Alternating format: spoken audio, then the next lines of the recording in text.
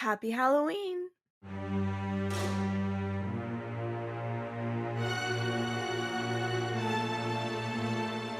Welcome to the Unmasked History of Scooby-Doo, the podcast where we delve into the mystery of Scooby-Doo media, getting clues from people who helped bring our favorite mystery-solving dog to life on various platforms, and maybe eating some Scooby snacks along the way. I'm your host, Alexa Lawler. Scooby-Doo, where are you? And it would have been mine if it hadn't been for those meddling kids. Gang, we've just been handed our next mystery. Blasted meddling kids.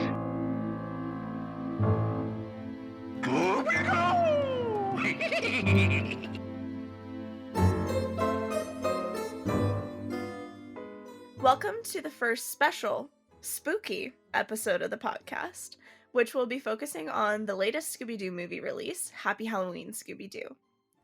Seeing as it is a special episode, it will also be a little bit different in format than my typical interviews. The biggest difference is that you'll hear a little bit more from me in between answers. And with that, let's delve right in. Are you frightened yet? So, if you happen to miss it, Happy Halloween Scooby-Doo is the latest movie in the Scooby franchise, which was officially released on October 6th, 2020. Not including the early releases at Walmart and any other places that might have had one. The film is written, directed, and produced by Maxwell Adams, and it's a little bit different than your average Scooby-Doo movie, in that it's a little more action-based. And here's why. I did want to mix it up, so from the beginning I knew I wanted something that was just sort of a juggernaut that just kind of took you, started off in action and just took you all the way through the movie, so car chase seemed like a natural solution to me. But so yeah, I knew from the beginning that I wanted them to be solving the mystery on the go. So really it was just the difficulties were, I guess, just finding where to place the clues, and the real difficulty was just actually getting it done because Scooby-Doos aren't really made to be action movies, so I think I scared some people at Warner Brothers and myself eventually by doing this. We got him! Banh Mi shop, second floor. Covert operations are the quiet ones, Freddy. I had the opportunity to ask Maxwell Adams a few questions as part of the New York Comic Con's digital festivities earlier in October. I'll be including the answers to those questions in this episode, as well as a few written answers from someone in the franchise that we all know and love. But we'll get more into that a little bit later. First, let's hear a bit more from Maxwell Adams about how he brought in Scarecrow, who is typically a Batman/DC villain to the movie. That was another sort of risky move. Thankfully I decided on it early on, but the Scooby-Doos of my childhood, were just full of kind of weird guest stars, and when I was watching Scooby-Doo, I was also watching the Three Stooges, and they'd show up on Scooby-Doo, and I'd be like, that's amazing. So just as I guess this is my love letter to Scooby-Doo. It's probably the only one I get, so I wanted to kind of cram everything that I loved in there, and that was part of it. If you watch Happy Halloween Scooby-Doo, you'll be able to catch a few obvious and some not so obvious Easter eggs referencing some of the older Scooby-Doo cartoons and a few other shows as well, like The Grim Adventures of Billy and Mandy, for example, which Maxwell Adams created. So I was curious as to how many references and Easter eggs we could expect to see when watching the film. Another good question. I love Easter eggs. Anybody that knows me will know that I tend to pack things with Easter eggs, so there's a lot. I don't count them because it would take a lot of time. There's stuff from definitely there's a ton of Scooby Easter eggs. There's one or two fairly obvious Billy and Mandy pop-ups, I guess, Halloween floats. But yeah, there's everything from Predator to The Matrix. There's a lot of 80s stuff. It's very when the movie started, or when I started to make the movie, it was going to be a 50th anniversary thing, and we missed that by a year, but the idea was to kind of ground it in 1969 and then leak in my childhood of the 80s monster movie stuff. Ravsies? Absolutely! Before we go into this next question, this is your major spoiler alert. If you have not seen the movie yet, skip this question and do it now. Okay. So, for those of you that have watched, you know that Happy Halloween Scooby-Doo is the finishing part of a trilogy, including Curse of the 13th Ghost and Return to Zombie Island. So, for my question, can you speak to what it was like working on a movie in a trilogy where each movie had different writers, directors, producers, etc.? I can, and I will. Uh, this was sort of a weird one for me because I actually didn't know it was part of a trilogy, really, until about a week before the script was done.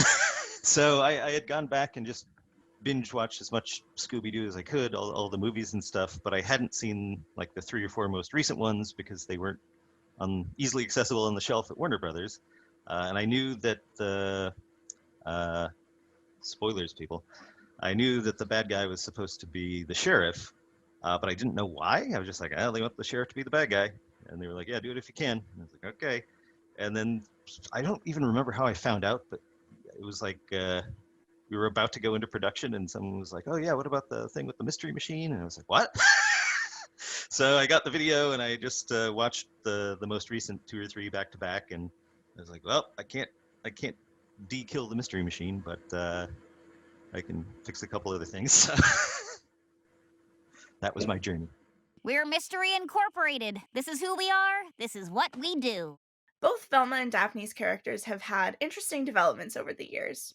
And here are Maxwell's influences for Velma and her mind palace, and the kind of goofier version of Daphne that we see in the film. I guess the direct influence for the Mind Palace is the BBC Sherlock Holmes, probably. I think that's the biggest Mind Palace we've seen in the last decade. So I don't think it would have happened if that hadn't existed. Yeah, with Daphne, I sort of just stole Daphne from Be Cool Scooby-Doo. And with Daphne, she's always been in sort of a weird place where she started off as sort of the damsel in distress and then just became like this incredible ass kicker.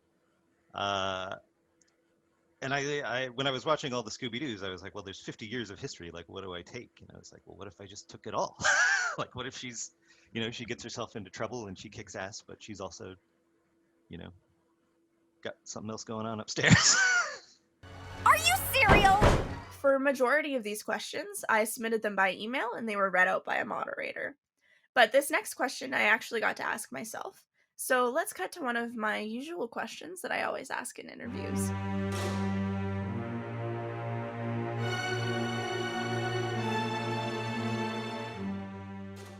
Coming into work on a Scooby-Doo movie 50 years after the franchise began, why do you think that Scooby-Doo has lasted so long? I really do think it's just the characters. They're so relatable and just rock solid, and they do have this dynamic that I've compared a couple times to Bill and Ted, but it's not quite that extreme. Like Bill and Ted, you can say anything to them and they'll just be like, yeah, whatever. And it's kind of that way with Scooby, like that they're tight. They're not. You don't have to worry about anybody betraying each other or just dumb nonsense drama. Like they're friends and they solve mysteries. It's simple.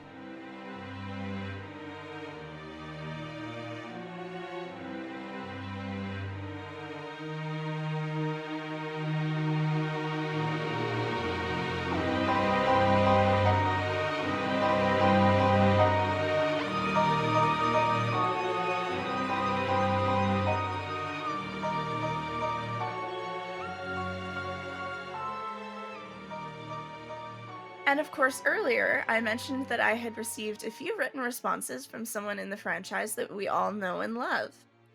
And that person is, of course, none other than Frank Welker, the voice of both Fred and Scooby.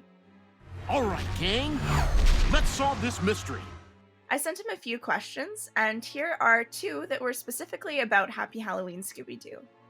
The first was what it was like to have Bill Nye and Elvira as guest stars in this full-length movie.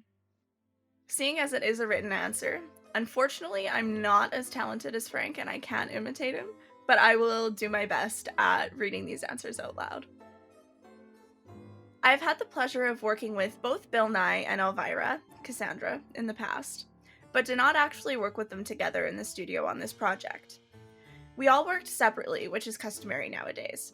But when I did work with them, recording in the past, I remember Cassandra was quite different from her Elvira persona. She was fun and a little shy and very sweet. Not at all scary. Very friendly and a good solid performer. Bill Nye, on the other hand, was quite outgoing, and I think would have taken over as director had we not already had one.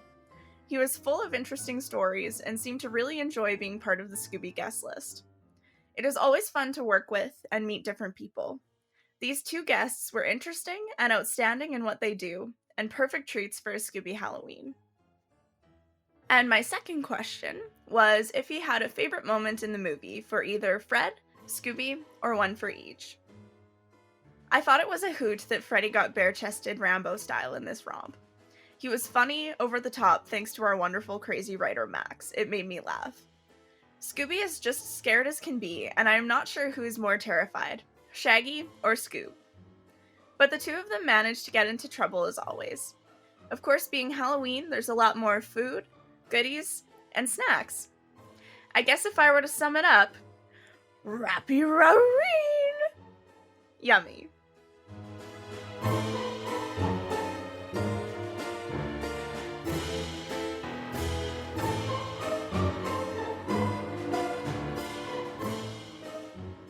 And with that, we're at the end of the very first spooky special episode for the podcast.